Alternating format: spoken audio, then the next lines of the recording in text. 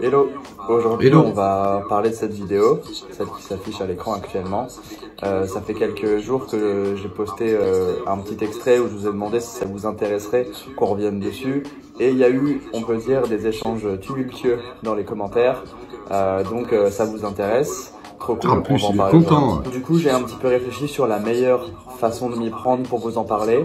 Parce que en vrai, ça nécessiterait un podcast de plusieurs heures. Parce qu'on va vraiment rentrer dans le débat éducation traditionnelle coercitive versus éducation positive. Dans des grandes lignes en tout cas. Parce que là, la vidéo dont on parle, celle de Hervé Pupier qui présente donc un Rottweiler qui s'appelle Morito, je crois, et sa maîtresse qui s'appelle Julie. En vrai, on s'en fiche, c'est un extrait, mais il y en a plein d'autres des vidéos comme ça. Le fond du discours, c'est vraiment pourquoi cette méthode d'éducation, elle est à mon sens rétrograde, archaïque, et pourquoi maintenant on a les outils pour faire beaucoup mieux. En tout cas, dans le respect du chien. Donc c'est pour ça qu'il y aura 3 vidéos. La première, celle-ci, c'est pour vous expliquer pourquoi, comme je le disais, cette méthode, elle est complètement d'un autre temps, elle est complètement archaïque. Et pourquoi maintenant, 10, 20, 30 ans plus tard, on se rend compte qu'on peut avoir des résultats mieux, en tout cas sur le long terme, qui sont meilleurs, qui sont plus pérennes, qui sont plus durables, sans avoir besoin de crier sur le chien, sans utiliser de la force, sans utiliser de la contrainte.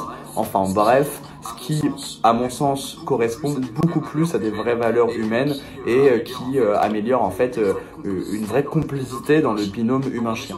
Bon, on est sur TikTok, donc je peux pas prendre des heures et des heures pour vous balancer des articles scientifiques, pour vous parler d'éthologie, parce que la plateforme elle est pas adaptée pour ce genre de format beaucoup plus long. Donc je vais être hyper efficace, et si jamais vous voulez plus de détails, si jamais il vous en faut plus, parce que vous restez sur votre train, alors soit je ferai un live, soit on trouvera un autre moyen, je sais pas, je ferai peut-être un podcast ou genre j'en sais rien, mais là pour l'instant je vais être concis.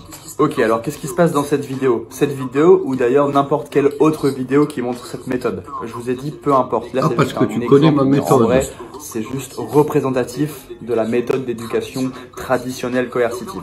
Donc là, on a un chien qui grogne. Pourquoi un chien grogne? Parce qu'il exprime un inconfort. Là, en l'occurrence, l'inconfort, c'est Hervé Pupier qui impose un contact. Donc là, qu'est-ce qui se passe? On a un Rottweiler qui est en train de grogner. Vous pouvez interpréter ça comme vous voulez, ça ne change pas vraiment le fond. Vous pouvez dire il fait de la protection de ressources, il est en train de protéger sa maîtresse, la maîtresse c'est sa ressource.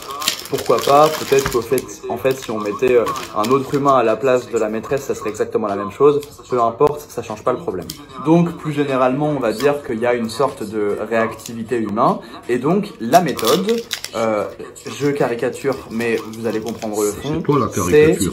Si tu grognes, si tu montres que t'es pas content, je te défonce la gueule.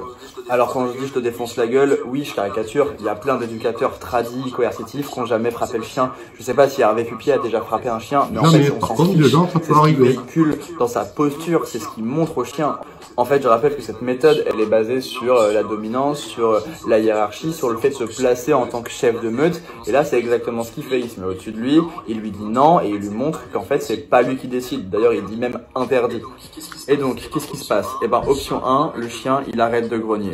Pourquoi? Parce que, en fait, lui, il faisait ça pour se faire entendre. Je rappelle que le grognement, c'est de la communication canine. Et malgré ces grognements, il retire pas sa main, il continue à être au-dessus, il s'éloigne pas. Et en fait, le chien, juste, il l'abandonne parce qu'il comprend très bien que cette communication marche pas du tout. Qu'est-ce qui peut se passer par la suite? Eh ben, je rappelle que, après le grognement, ce qui peut se passer, c'est la morsure. Là, le chien, il est muselé et tout, donc il n'y a pas de problème, mais ça veut pas dire qu'un jour il déclenchera pas.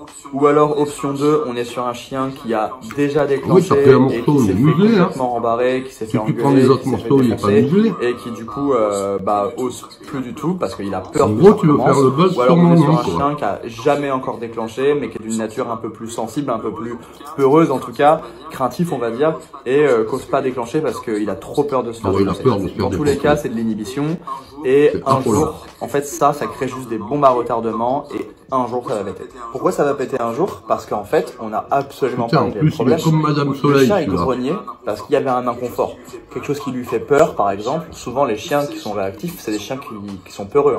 Donc le chien a peur, il est pas à l'aise avec une situation, il est pas à l'aise avec Hervé Pupier, il le manifeste en grognant, il se fait défoncer.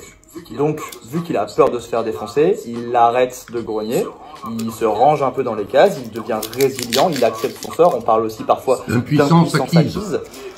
Mais en fait, on n'a jamais réglé le problème d'inconfort. Ce chien est toujours inconfortable avec les humains. Juste, il a dit une chose, moi, sur toutes lui, ces il conneries. devient résilient, il accepte la situation. Mais un jour, il y aura la goutte d'eau qui va déborder le vase, et là, ça va faire très très mal. Alors, il y a des chiens qui déclencheront jamais. Malgré tout ça. Et là, on pourrait se dire, bon bah voilà, on a réglé le problème. Mais est-ce que c'est vraiment ça que vous voulez pour votre chien? Un chien complètement inhibé, qui est juste il a une gueule inhibée, qu'ose même plus s'exprimer, qu'ose plus grogner, qu'ose plus montrer son inconfort parce qu'il a peur de se faire défoncer. Ouais, peut-être que ton chien, il déclenchera jamais. Peut-être que tu diras, bah voilà, moi j'ai plus un chien réactif parce que j'ai travaillé. Bah non, en fait, t'as un chien juste qui est complètement inhibé par la peur et cause plus être un chien. Je suis pas expert en morphopsychologie. Bon, maintenant, je vais me faire un petit peu l'avocat du diable parce que je vois déjà venir des commentaires. Je sais très bien que cette méthode d'éducation se résume pas du tout à crier sur le chien.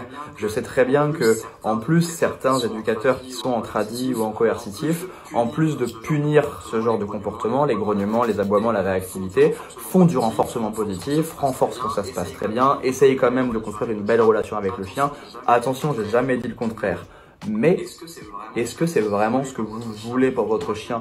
Moi, je vais vous montrer que vous n'êtes même pas obligé de punir ce genre de comportement et que vous pouvez avoir des résultats bien plus pérennes, bien plus durables, sans jamais avoir utiliser la force, la contrainte ou la peur. Et enfin, moi, je vais poser une autre question. Est-ce que c'est pas simplement être juste? Parce que moi, je vous rappelle que les chiens réactifs, ils sont souvent réactifs pour deux raisons.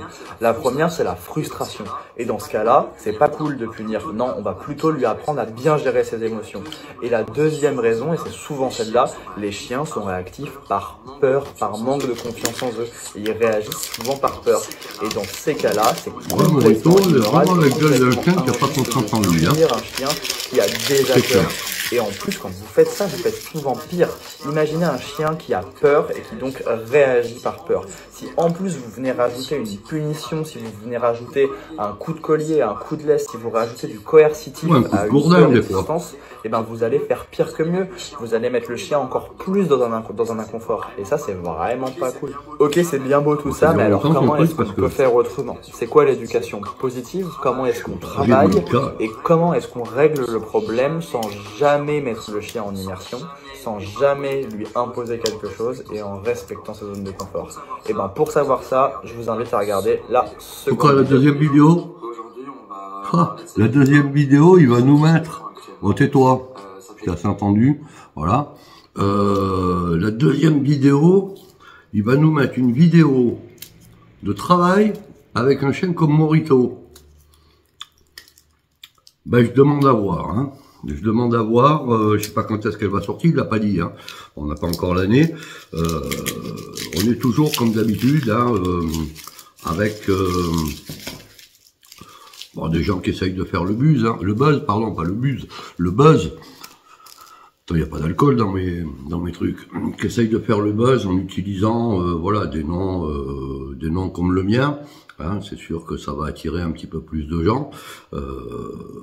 Après, oui, moi, je demande à voir, hein, si ce monsieur veut venir sur un terrain avec des chiens qui présentent des problèmes de type Morito, ça me pose aucun problème. La vidéo, je l'attends avec impatience. Là, on a encore une fois un des représentants de la mouvance positive, hein, à qui que ça arrange bien, hein, de dire zone de confort, pas de hiérarchie, pas ceci, pas cela. Comme ça leur évite d'approcher ce type de chien. D'ailleurs, on n'a jamais vu une vidéo. Alors peut-être que celui-là, il va nous mettre une vidéo. Hein, j'entraîne. Non, j'entraîne, il doit pas entraîner beaucoup. J'entraîne. Écoutez, excusez-moi pour le si j'ai bréché le nom. Voilà.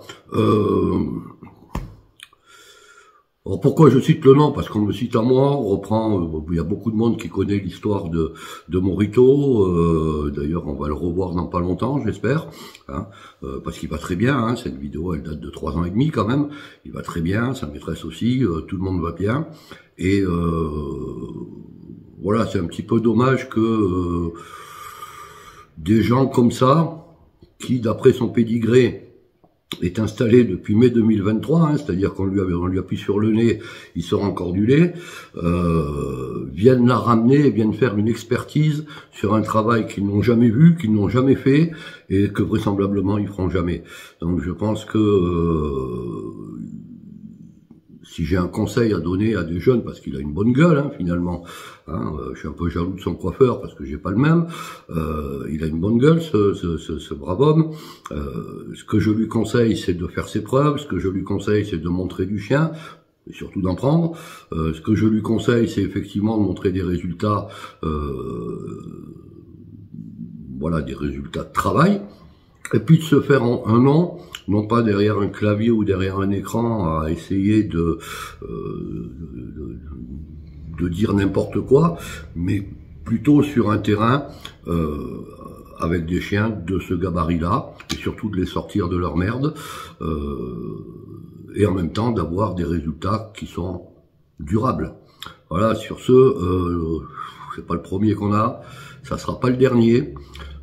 La petite guéguerre positif, coercitif, on va pas en parler, hein, on va pas en parler. Voilà, toujours est-il que voilà un brave représentant de cette mouvance, hein, qui essaye de se faire un nom sur le dos de gens qui se sont fait un nom. Faut travailler autrement, jeune homme. Au revoir et je finis mon gâteau. 3e.